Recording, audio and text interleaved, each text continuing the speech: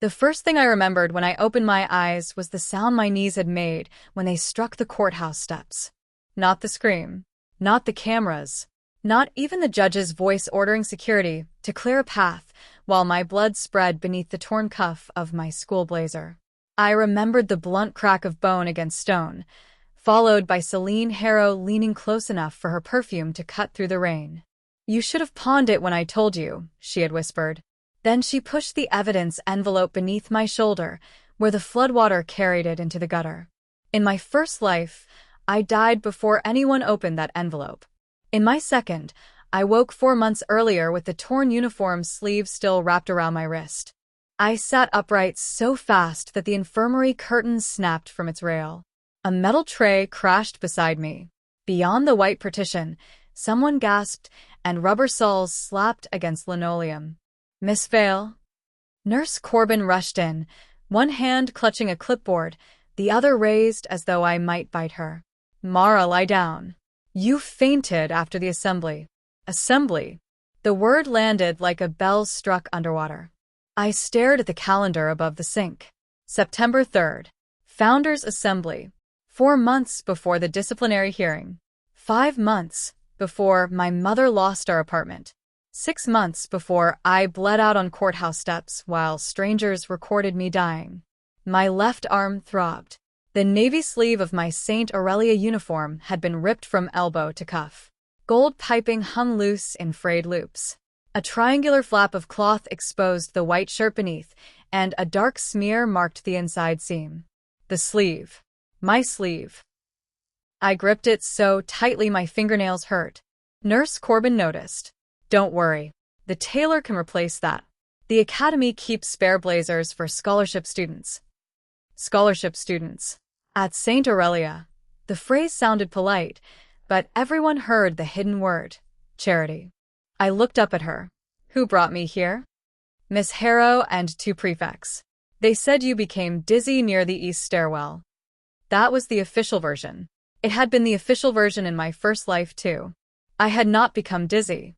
Celine had locked the stairwell door during the assembly evacuation drill, grabbed my wrist, and tried to tear something from my cuff. When I resisted, she shoved me against the brass railing. My sleeve caught on a decorative hook and ripped open. I fell 3 steps, struck my head, and woke here believing the whole thing had been a cruel prank. Later, Celine would laugh it off. She would tell me the object sewn inside my cuff was probably some cheap heirloom I could pawn for lunch money. I would let the academy tailor discard the torn fabric. By winter, she would have planted altered exam files on my laptop, framed me for selling scholarship tests, and used my ruined reputation to bury the one mistake she had made in that stairwell. The stain inside my sleeve was not dirt. It was blood. Not mine. "Where is Miss Harrow now?" I asked. Nurse Corbin's expression softened. Everyone softened when Celine's name was mentioned. Head prefect. Donor's daughter. Debate captain. The girl whose family name was carved over the library entrance in letters taller than I was. She returned to the assembly. She seemed very worried. Of course she did. I swung my legs off the cot. "Mara, you need observation." "I need the bathroom." "You can use the one here." "I'm going to be sick." That moved her. She turned toward the cabinet for a basin, and I stepped around her, snatched a roll of medical tape from the tray, and slipped through the curtain before she could stop me. The corridor smelled of bleach and boiled cabbage. My shoes squeaked as I ran. Every wall, every framed photograph, every polished trophy case felt like scenery from a nightmare I had already survived. I passed my own reflection in a glass cabinet and nearly stumbled. 17 again. My face was thinner than I remembered, my black hair braided too tightly, my cheek bruised beneath the eye from the stair rail. I looked frightened. Good. Fear was useful when everyone underestimated it. At the end of the corridor, I ducked into a supply closet and locked the door. Dust floated through a blade of light. I pressed my back against shelves stacked with examination paper and counted to 5. Then I tore my sleeve the rest of the way open. The stitching along the inner cuff had been redone by hand. Tiny, uneven knots ran beneath the academy's factory seam. My father had sewn them there 3 years earlier, before his fingers became too weak to hold a needle. He had worked in building security systems, repairing old intercoms and access panels. When I earned my place at St. Aurelia, he gave me a brass cuff button he had modified himself. For emergencies, he said. I had thought it was sentimental nonsense. The button looked ordinary, stamped with the school's sunburst crest. But inside it was a miniature audio recorder. Cheap, temperamental, capable of holding only a few minutes, but real. He had stitched the wire and battery into the sleeve because I walked home after evening study and the academy forbade phones during classes. After he died, I forgot how it worked. In my first life, Celine did not. I peeled back the blood-stained lining and found the recorder lodged beside the button. The casing was cracked. A tiny red light blinked once, then disappeared. My breath stopped. It had recorded the stairwell. Maybe. I pressed the button. Static hissed from the cloth, so faint I had to hold it against my ear. Then came my own voice, breathless and angry. Let go of me. A scrape. Celine's voice. You don't even know what you're carrying. I know you broke into the prefect office. You saw nothing. I saw your access card. Another scrape. My gasp. The metallic snap of the sleeve tearing. Then Celine again, no sweetness left in her voice. Give me the cuff, Mara. My father can make your scholarship disappear before dinner. The recording cut out. For several seconds, the supply closet contained nothing but my breathing. That should have been enough to save me. It had not been enough in my first life because I had never heard it. The tailor discarded the sleeve. Celine recovered it from the waste room, found the recorder, and learned exactly what I knew. From then on, every move she made was designed to destroy me before I could speak. A knock struck the door. Mara? Celine's voice floated through the wood, warm and concerned. Are you in there? My heart reacted before my mind did. It slammed against my ribs with the terror of someone who had already died at that voice's command. I covered the recorder with my palm. Mara, Nurse Corbin is worried. I looked around the closet. No second exit. No window. Only shelves, mops, cartons, and a narrow vent near the ceiling. The handle turned. I had locked it, but the knob jerked twice. Then Celine laughed softly. Not the laugh she used in public. This one was almost private. I know you have it, she said. Silence became a weapon between us. I wound the torn fabric around my forearm and secured it with medical tape. The bloodstain disappeared beneath the fold. The recorder rested against my skin, warm as a pulse. What do I have? I called. The handle stopped moving. Celine waited just long enough to remind me that patience belonged to people who believed they owned the future. Your dignity, she said brightly. For now. Her footsteps retreated. I did not move until the assembly bell rang again. That was the moment I understood the rule of my second life. I could not simply expose Celine. She had survived accusations before. Her father donated half the academy's science wing. Her mother chaired the scholarship board. Teachers corrected themselves when Celine raised an eyebrow. If I played the recording too soon, the Harrows would call it manipulated, punish me for carrying an unauthorized device, and erase the access logs before anyone examined them. No. I needed more than proof. I needed a trap so public, so clean, and so carefully timed that even money could not close around it. And I had 4 months to build one. At lunch, I walked into the dining hall wearing a borrowed cardigan over my ruined blazer. Conversation dipped, recovered, then sharpened around me. St. Aurelia girls had been trained to whisper without lowering their voices. They could turn a glance into a verdict and a silence into a public execution. Celine sat at the prefect's table beneath the stained glass portrait of St. Aurelia. Sunlight painted red and blue bars across her pale hair. She was laughing with Headmistress Bell when I entered, one hand resting lightly on the woman's arm. That was Celine's gift. She never appeared to demand power. She behaved as though power had asked to sit beside her. Her gaze found me instantly. She smiled. I kept walking. In my first life, I had gone straight to that table. I had accused her in front of everyone, shaking with outrage and concussion. She had widened her eyes, touched my bruised cheek, and asked whether I was confused. By dessert, the story had changed from Celine attacking me to Mara Vale suffering an unstable episode after fainting. This time, I carried my tray to the far window and sat opposite Inez Park. Inez looked up from a mechanics textbook. She was the only student at St. Aurelia who used lunch to calculate structural loads for fun. In my first life, she had tried to warn me that the digital timestamps on the stolen exams were impossible. I ignored her because Celine had convinced me Inez was jealous of my scholarship ranking. 3 weeks later, Inez transferred schools. 2 months after that, she sent me an anonymous packet containing the server discrepancy that could have cleared me. I never opened it. My mother had thrown away all unsigned mail after reporters began sending threats. "Your sleeve is bleeding," Inez said. I looked down. The tape had loosened, and a rusty line had seeped through the torn lining. "It isn't my blood." Her fork paused halfway to her mouth. That was what I liked about Inez. She did not gasp. She did not ask whether I was joking. She studied the stain as if it were an equation with missing variables. Whose? I need to find out. Then don't wash it. I wasn't planning to. Don't give it to the academy either. I sat back. Why? Because Miss Harrow told the uniform office to collect your blazer before lunch. A cold ripple passed through me. How do you know? I was there replacing a lab coat. She said the torn fabric was a safety hazard and requested immediate disposal. Inez returned to her food. She also gave the tailor 50 pounds. There it was. Not proof, but movement. Celine had already begun cleaning the scene. I lowered my voice.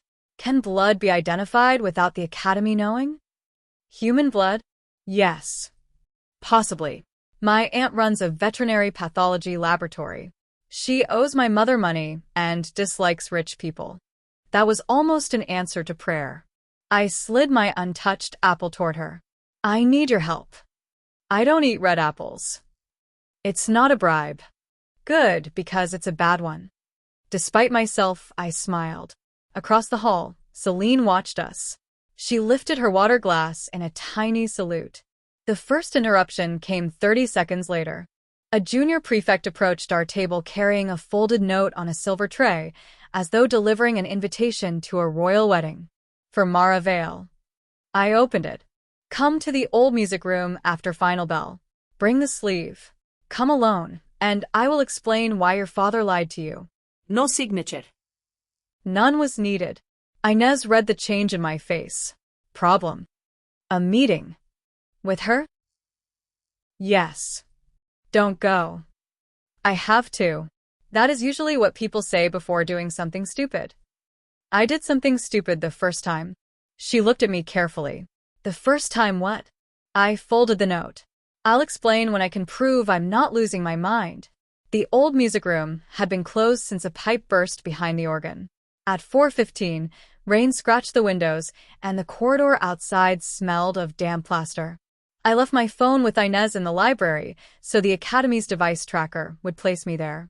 The recorder in my sleeve was too damaged to trust, but I had hidden a second device beneath the room's broken radiator. I had not bought it. In my first life, I would have had no money for one. In this life, I remembered the combination to the lost property safe because Celine had once used it as a hiding place. Inside, I found 3 phones, 2 smartwatches, a diamond earring, and enough forgotten cash to purchase a tiny voice recorder from the station kiosk. I took only the recorder and left an unsigned inventory on the bursar's desk. Rebirth did not make me fearless. It made me prepared. Celine entered 7 minutes late, carrying an umbrella that matched the silver clasp in her hair. She closed the door behind her and surveyed the room. You came alone. So did you. No, I didn't. My stomach tightened. She nodded toward the wall. Through the frosted glass panel, 2 silhouettes waited in the corridor. Prefects, she said. In case you become confused again. I almost laughed. She had brought witnesses without allowing them to hear us clearly. Public protection, private deniability. You said my father lied. Celine's expression changed at once. The smile remained, but something cooler moved beneath it. Your father told you that cuff was for emergencies, didn't he? I said nothing. He installed security equipment for my family. He also stole from us. The accusation hit an old wound with practiced precision. My father had died under a cloud of rumors after Harrow's security systems fired him. He never explained why. He only said he had refused to finish a job. What did he steal? Access codes, client files, prototype hardware. She stepped closer. He hid one of the prototypes in your uniform because he knew investigators would never search a schoolgirl. That recorder is worth almost nothing. Then why are you holding on to it? I made my grip loosen. Her eyes flicked toward my cuff. Mistake. Small but real. I let my shoulders sag, because it's the last thing he made for me. Celine softened her face. She had always been most dangerous when pretending to understand grief. Mara, listen to me. That damaged sleeve connects your father to a theft. If the board sees it, your scholarship will be reviewed. Your mother could be investigated. You could lose everything over a dead man's mistake. In my first life, those words would have broken me. My mother cleaned offices at night. Our rent was overdue. My scholarship covered not only tuition but meals, transport, and the university application fees we could never afford. Celine knew exactly which fear to press. This time, I stepped closer and whispered, "What should I do?" Relief flashed across her face, so quickly that another person might have missed it. She reached into her bag and produced a business card. Marlowe Exchange. Pawnbrokers and valuers. Take the cuff there, she said. Pawn it. The owner will give you cash and melt the metal. Then dispose of the sleeve. There it was. Not throw it away. Not return it. Pawn it. A transaction created a record. Identification. Cameras. A chain of ownership transferring the recorder into the hands of someone Celine controlled. If the sleeve later surfaced, the Harrows could claim I had sold it voluntarily. How much will they give me? Enough to help your mother. The cruelty of that answer almost made me admire her. I lowered my eyes. And you'll forget what happened in the stairwell? If there is nothing left to misunderstand. Behind the radiator, the recorder captured every word. Then Celine did something I had not expected. She took off her right glove. A deep cut crossed the base of her thumb, freshly sealed with medical adhesive. The blood inside my sleeve matched the location perfectly. She saw me looking and closed her hand. You did this when you grabbed the railing, I said. No. The hook tore you before it tore my sleeve. No, Mara. Your blood is on it. Her face did not collapse. Celine was too disciplined for that. But the pupils of her eyes widened. Then she reached for me. I stepped back, knocking an old music stand to the floor. The crash brought the prefects through the door. Celine stopped with her hand suspended between us and transformed before they crossed the threshold. Mara, she cried, please don't threaten me. One prefect grabbed my shoulder. The other saw Celine's bare, injured hand. For half a second, nobody moved. That half second mattered. I twisted free, snatched the business card from the floor, and held it up. She wants me to pawn evidence from the stairwell. Celine's voice trembled beautifully. I was trying to help her. She said she needed money. The prefects looked from my taped sleeve to Celine's cut hand. I could see uncertainty forming. So could Celine. She began to cry. Not loudly. Celine never overplayed a scene. A single tear slipped down her cheek as she pulled on her glove. I shouldn't have met her alone, she whispered. The prefects turned against me at once. That was the second rule of Saint Aurelia. Evidence had to fight for attention. Beauty only had to look wounded. By morning, the academy had converted the music room confrontation into a concern for my well-being. Headmistress Bell summoned me before classes. Her office overlooked the quadrangle, where gardeners trimmed hedges into perfect squares while rainwater collected in the cracked stone beneath them. Celine sat beside the fireplace with her mother, Celestine Harrow. Celestine wore cream silk and no visible jewelry except a narrow gold watch. She did not need ornaments. Her name was decoration enough. Mara, Headmistress Bell began, Miss Harrow has described a troubling encounter. I recorded it. The room froze. I placed the second recorder on the desk. Celine's gaze snapped to it. Her mother did not look at the device. She looked at me. That difference told me who had taught whom. Headmistress Bell folded her hands. Recording another student without consent violates academy policy. So, does assault. Alleged assault, Celestine said. Her voice was quiet, almost kind. I understood immediately why adults surrendered to her. She made disagreement feel childish. I pressed play. Static filled the office. Then Celine's recorded voice emerged. Take the cuff there. Pawn it. The owner will give you cash and melt the metal. Then dispose of the sleeve. Headmistress Bell's lips parted.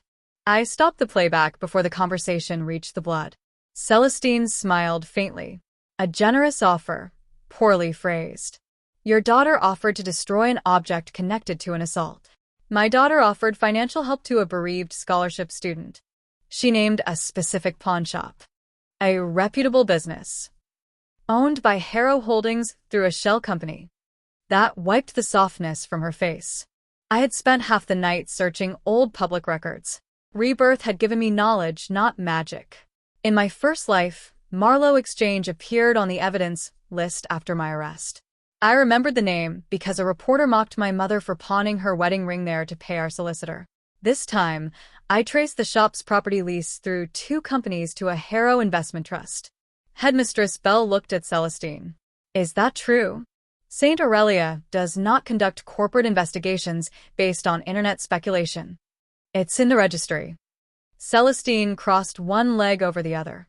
And what exactly do you believe this proves? I looked at Celine.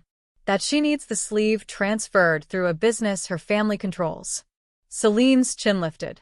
You think everything is a conspiracy because accepting charity humiliates you. The insult was designed to make me emotional. I thanked her for it. You're right, I said. Everyone blinked. I picked up the business card. I'll pawn it. Celine stared. Celestine's watch ticked once, twice, 3 times. I continued. Headmistress Bell, can send someone with me. We'll document the sale, photograph the sleeve, and request its preservation while the stairwell incident is reviewed. That way, no one can accuse me of hiding or altering anything. No, Celine said. Too fast. Her mother turned her head by a fraction. Celine recovered. I mean, that seems unnecessarily dramatic. It was your idea. I withdraw it. Why? Because you're twisting my kindness. Then the sleeve stays with me. Celestine rose. The meeting ended because she had decided it had ended. My daughter will have no further private contact with you, she said. Headmistress, I assume this institution can protect both students from escalating obsession. She passed behind me, paused, and touched the torn edge of my sleeve with one gloved finger. My husband remembers your father, she murmured. He remembers how frightened weak men become when they mistake stolen information for leverage. Then she walked out. I had expected a threat. I had not expected confirmation. Inez met me in the old greenhouse during second period. Broken panes rattled overhead while condensation dripped from dead vines. She had brought a sealed sample tube, tweezers, gloves, and the expression of someone irritated by every unnecessary molecule in the world. My aunt can compare the stain to a fresh sample, she said. She cannot legally identify a person from nothing. I saw the cut. It's Celine's blood.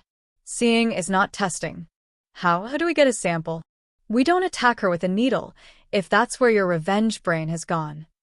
I don't have a revenge brain. You hid a recorder behind a radiator. That was defensive. You also searched corporate records until 3 in the morning. That was insomnia. Inez gave me a flat look. I smiled despite the pressure building behind my eyes. In my first life, I had forgotten how relief felt. It was not safety. It was having one person in the room who did not require me to prove I deserved air. She cut her palm, I said.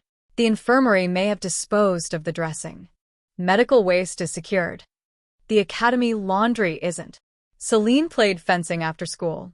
White gloves, white jacket, white grip tape. If the cut reopened, we might obtain a lawful discarded sample without touching her belongings. Inez sealed a tiny clipping from my sleeve into the tube. Do not let anyone take the rest, she said. I won't. Not even me. That surprised me. She looked toward the greenhouse door before continuing. If this becomes serious, you need a chain of custody. Photograph it every day beside a dated newspaper. Keep copies in separate places. Write down everyone who touches it. My father had taught me something similar about access systems. The strongest lock was useless if nobody recorded who held the key. We built the chain that afternoon. Photographs went to a new encrypted email account, a flash drive hidden in the public library, and a scheduled message addressed to 3 journalists. The original sleeve remained on my arm beneath a replacement blazer. I stitched it into the lining myself, using thick red threads so any tampering would show. Then I did something Celine never anticipated. I went to Marlowe Exchange. The shop stood between a payday lender and a shuttered cinema. Brass instruments, watches, rings, and old cameras crowded the window beneath a sign promising discreet valuations. I entered at 5:30, wearing my academy coat and carrying a decoy sleeve in a paper bag. Inez waited across the road with a camera. The shopkeeper was a heavy-set man named Orrin Pike. In my first life, he had testified that I sold stolen academy property. His statement helped convict me in the court of public opinion before the disciplinary hearing began. This time, he recognized the uniform before he recognized me. Saint Aurelia, he said. Expensive place. I have something to sell. I placed the bag on the counter. He opened it and frowned at the strip of navy fabric and brass cuff button. Who sent you? No one. His eyes lifted. I pretended to hesitate, then slid Celine's business card across the glass. Recognition flickered. He pressed a button beneath the counter. A lock clicked on the front door. My pulse jumped, but I kept my hand still. Wait here, he said. He disappeared through a curtain carrying the decoy. That was the interruption Celine had planned for me months later in my first life. A locked door, an undocumented back room, and items swapped before witnesses arrived. But I had brought the wrong sleeve. I stepped behind the counter and looked beneath the register. A ledger lay beside the silent alarm. Most entries listed watches, jewelry, laptops.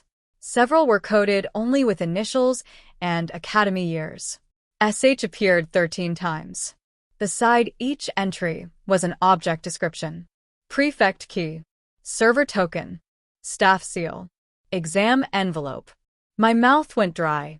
This was not a pawn shop. It was a laundering point for access tools stolen from Saint Aurelia. Celine and someone inside the academy had been moving physical security items through the shop, creating fake sales records, then returning them as purchased property with a clean paper trail. I photographed 2 pages before footsteps sounded behind the curtain. I returned to my side of the counter. Orrin emerged without the bag. This is worthless, he said. Then give it back. I disposed of it. In 90 seconds? Leave. The button belongs to me. He placed both hands on the counter. You came in with an empty bag. The lie was so immediate, so polished, that I felt my first life close around my throat. This was how they had done it. Not with one grand fabrication, but with 100 small denials delivered by people who knew I could not afford to challenge them. I reached for the door. Locked. Orrin smiled. Then the glass window behind him exploded inward. He spun around. A cricket ball rolled across the floor. Outside, Inez stood frozen beside 2 younger boys, one of whom held a bat. She had not planned the break. Neither had I. The boy pointed at Orrin and shouted. He locked her in. Pedestrians turned. Phones rose. A bus stopped at the curb. Orrin unlocked the door. I walked out slowly, leaving the decoy sleeve behind. Across the road, Inez grabbed my elbow. Was that part of your plan? No. Good. It was terrible. The boy with the bat apologized for the window. His brother had bowled wide. I thanked him for missing. That evening, the photographs of the ledger finished uploading to 3 separate accounts. At midnight, someone set fire to Marlowe Exchange. The fire should have destroyed my case. Instead, it changed the shape of it. Orrin told police an unidentified scholarship student had threatened him before the blaze. By breakfast, A blurred image of my academy coat was circulating through parent groups. By first period, Headmistress Bell had suspended me for bringing Saint Aurelia into disrepute. By lunch, Celine visited the empty classroom where I had been ordered to wait. She closed the door and placed a newspaper on my desk. The front page showed firefighters beneath the collapsed pawnshop sign. "You always were unlucky," she said. I folded the paper over the photograph. The ledger was uploaded before the fire. Her smile remained, but her fingers tightened around the back of the chair. "What ledger?" "The one listing every academy key and exam seal you moved through Marlowe Exchange." She laughed once. "You photographed random handwriting in a shop that no longer exists." I also left a decoy cuff button. That made her still. The decoy looked like my father's recorder, but its casing contained a low-cost location tag and a heat-resistant memory chip. Inez had built it from robotics club parts during lunch. The chip stored no secrets. It recorded movement and temperature. "Police found the shop safe in the alley before the fire reached the back room," I said. My button was inside it. Celine's face changed. Only slightly. Enough. If Oren had truly disposed of a worthless sleeve, its button would not have been locked in a fireproof safe. The location data showed it moving from the counter to the rear office, then outside 6 minutes before the alarm. Someone had emptied selected evidence before setting the blaze. "You think that proves I was involved?" No. "It proves Marlowe Exchange recognized the cuff." She leaned toward me. "Your father designed that recorder using a Harrow prototype. Every test you run will prove he stole it. Then why burn the shop?" "Maybe the owner feared being connected to your family." There was the problem. Celine still had an answer for everything. Bad answers sometimes, but answers wealthy people were allowed to repeat until institutions became tired. I needed the missing link. It arrived inside a fencing glove. Inez's aunt confirmed that blood from the discarded glove matched the stain on my sleeve across the available markers. It was not a forensic identity test, but it established consistency. More importantly, the glove contained a sliver of old brass embedded beside the reopened cut. Under magnification, the fragment bore part of a serial number. My recorder's cracked casing had a matching gap. Celine had not merely bled onto my sleeve. She had gripped the device hard enough for its casing to cut her and leave metal inside her wound. Still, the academy delayed. The disciplinary committee scheduled a closed hearing for December 18th, the last afternoon before winter break. No press. No students. No external investigator. Celestine Harrow would attend as scholarship board chair. Exactly as she had in my first life. For 3 months, I behaved. That frightened Celine more than open rebellion. I attended classes under supervision, completed every assignment on paper, and stopped speaking about the stairwell. I let rumors call me unstable. I allowed Celine to believe the suspension had isolated me. Meanwhile, Inez and I followed the ledger. Each coded object corresponded to an incident the academy had concealed: a leaked entrance examination, an altered disciplinary file, a donor's daughter admitted after failing, a teacher dismissed for supposedly losing sealed papers. The initials were not all Celine's. SH appeared beside deliveries, but another code authorized them. Siha. Celestine Harrow. The scheme was older than Celine. Marlowe Exchange had laundered stolen access items for years, allowing Celestine to manipulate admissions, grades, and scholarship rankings while maintaining plausible distance. Celine had inherited the system and used it to eliminate rivals. My father discovered it while upgrading the academy's security network. He did steal access codes, but not to sell them. He copied logs before Celestine erased them. The prototype in my cuff was his crude insurance policy, built from discarded components after Harrow security confiscated his equipment. He had hidden the final proof somewhere I had carried every school day. Not in the recorder. In the thread. The gold piping inside my torn sleeve was not decorative cord. Beneath the fabric wrapping ran a flexible data filament, the kind my father used for emergency system backups. When Inez connected it to an old adapter, a password prompt appeared. The password was written on the last birthday card he gave me. "Mara, keep asking who benefits." Inside were access logs, invoices, audio notes, and one video of Celestine ordering him to create an untraceable override for the Academy server. He refused. She threatened my scholarship before I had even applied. The final file was addressed to me. My father appeared thinner than I remembered, seated at our kitchen table. "If you are watching this," he said, "then I failed to keep adult corruption away from your childhood. I am sorry. Do not use this to punish their daughter for her mother's choices. Use it only if they make you carry the cost." I watched that sentence 12 times. Do not punish their daughter. In my first life, Celine had destroyed me. In my second, I had spent months imagining her humiliation. I wanted her expelled, exposed, abandoned by every person who had applauded her. But revenge was not the same as justice. Then I remembered the courthouse rain and her whisper beside my dying body. "You should have pawned it." Celine had made her choice long after she understood the truth. On December 18th, I entered the hearing chamber wearing my repaired blazer. The torn sleeve remained sewn beneath it, invisible except for one line of red thread at the cuff. Celestine sat at the center of the panel. Headmistress Bell sat to her right. Two governors, the Academy solicitor, and a student welfare officer completed the table.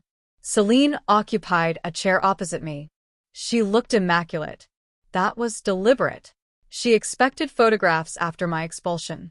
Celestine began. "This hearing concerns Miss Vale's repeated misconduct, unauthorized recordings, defamatory allegations, trespass, and suspected involvement in the fire at Marlowe Exchange." "No," I said. "It concerns my sleeve." The solicitor frowned. "You will speak when invited."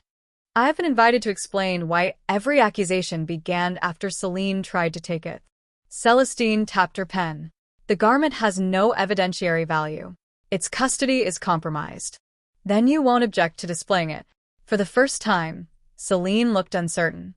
I removed my blazer and cut the red stitches with a small pair of safety scissors approved at the entrance. The original torn sleeve slid onto the table. The room seemed disappointed. It was only fabric. Frayed navy wool. Dried blood. A cracked brass button. Celestine relaxed. I held up the gold piping. My father hid an archive inside this cord. Her pen stopped.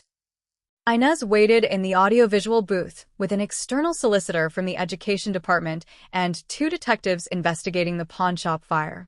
The hearing was closed to students, but Celestine had overlooked one rule. Allegations of financial interference in scholarship decisions triggered mandatory reporting to the department. I had submitted the archive at 8 that morning. The projector turned on. My father's video filled the wall. Celestine did not interrupt immediately. That would have revealed fear. She waited until her own recorded voice ordered him to alter the server override. Then she stood.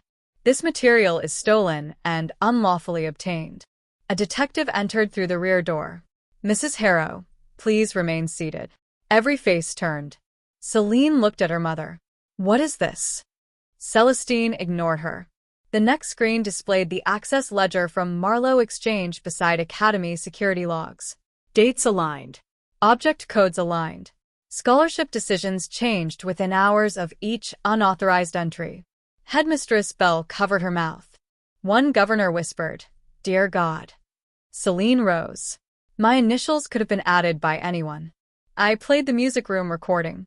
"Take the cuff there. Pawn it. The owner will give you cash and melt the metal. Then dispose of the sleeve." Her own voice crossed the chamber and returned from the high ceiling. She gripped the table. I placed the laboratory report beside the torn cloth. "Your blood was inside the sleeve. Brass from the recorder was inside your fencing glove. You knew what the cuff contained because your mother told you." No. "You attacked me in the stairwell to take it." No. "You later planted examination files on my laptop." That last accusation had not happened in this life. Celine's eyes flashed. "You cannot prove something I never did." "I know." The room went silent. I had placed a blank laptop on the evidence table before the hearing. No stolen exams. No fabricated timestamps. Nothing. Celine stared at it. I said, "But you just confirmed you knew exactly what I expected you to do." Celestine finally looked at her daughter. It was not a mother's look. It was an executive assessing a failed asset. Celine saw it too. Her confidence broke in stages. First her shoulders lowered. Then her mouth opened without sound. Then she turned toward the panel, searching for the familiar rescue in their expressions. Nobody offered it. Headmistress Bell removed Celine's prefect pin from the evidence folder and placed it face down. The tiny click was louder than the recordings. Celine stepped backward. Her heel caught the leg of her chair. For one strange second, she remained upright, arms slightly extended, as though balance could be negotiated like everything else in her life. Then her knees gave out. She struck the carpet hard. The sound was softer than my knees hitting courthouse stone, but my body remembered. Pain flashed through bones that had not broken in this life. Rain seemed to whisper against windows that were dry. Celine looked up at me from the floor. "Help me," she said. Not to her mother. To me. Every person in the chamber waited to see what revenge would make of me. I walked around the table and offered my hand. She stared at it. "I'm not doing this for you," I said quietly. "I'm doing it because I refuse to become the last person who watched someone fall and chose to push harder." She took my hand. I helped her into the chair. Then I stepped away before gratitude could disguise accountability. Celestine was arrested that afternoon on suspicion of fraud, evidence destruction, conspiracy, and interference with an educational institution. Orrin Pike accepted a deal and identified the person who ordered the pawnshop fire. It was not Celine. It was her father. Celine was expelled for assault, coercion, and participation in the access scheme. Because she cooperated after the hearing, prosecutors treated her as a witness in the larger case. Some students called that mercy. Others called it privilege. I called it unfinished. Justice rarely arrived as a clean ending. It came as interviews, statements, appeals, headlines, and adults insisting they had always suspected something. Headmistress Bell resigned. The scholarship board was dissolved. Every admission and grade touched by the Harrow system was independently reviewed. My father's name was cleared in a report released the following spring. My mother framed the first page. She did not frame the apology. On graduation day, the academy offered me a new ceremonial blazer. I declined. I wore the repaired one. The torn sleeve had been reinforced from inside, but I left the red stitches visible. Girls who knew the story touched them for luck before exams. I told them luck had nothing to do with it. Inez stood beside me as valedictorian, pretending not to cry while correcting the grammar in the program. After the ceremony, I found a small parcel on the steps. Inside was Celine's prefect pin and a handwritten note. I spent my whole life believing that if I stayed standing, it did not matter who fell beneath me. You proved me wrong when you helped me up. I do not expect forgiveness. I only wanted you to know that I testified. I turned the pin over. The sharp post had been removed. For a moment, I considered throwing it away. Then I remembered how easily discarded objects became someone else's version of the truth. I placed the note and pin in the evidence archive. Not as trophies. As endings. Years later, when I became an attorney representing students in institutional misconduct cases, clients often asked why I kept a strip of torn navy wool behind glass in my office. I never told them I had lived twice. I told them the truth that mattered. A powerful person will often order you to discard the smallest thing first, a sleeve, a receipt, a message, a memory. She will call it worthless because she is terrified of the story it can tell. So hold on. Not to hatred. Not forever to pain. Hold on until the truth no longer depends on your grip. Then let evidence become record, let record become consequence, and let your hands become free. Mine finally did. The sleeve stayed in that glass case for 11 years before someone asked me to remove it. She was a student named Lila, accused of stealing laboratory answers after reporting a professor who traded grades for silence. She sat across from me twisting her frayed cuff and said every adult had advised her to forget what she heard. I opened the case. I did not give her my sleeve. Evidence should never become superstition. Instead, I showed her the uneven stitches, the dried seam, and the place where Celine's blood had darkened the lining. Did winning fix everything? Lila asked. No. Did it make you stop being afraid? No. Then what was the point? I thought of my mother sleeping without eviction notices beneath her door. I thought of Inez designing security systems that logged every override. I thought of Celine, now working under another name for an organization helping coerced witnesses leave families. We had never become friends. We had become proof that consequences and change could exist together. The point, I said, was that fear stopped making my decisions. Lila released her cuff. We built her case from a deleted calendar invitation, a printer code, and one sentence preserved in a draft email. The professor resigned before trial. Afterward, I returned my sleeve to the case, but I changed the plaque beneath it. It no longer named Celine or the Harrows. It read, "Keep what they call worthless." Because sometimes history survives inside the thing a frightened girl refuses to sell.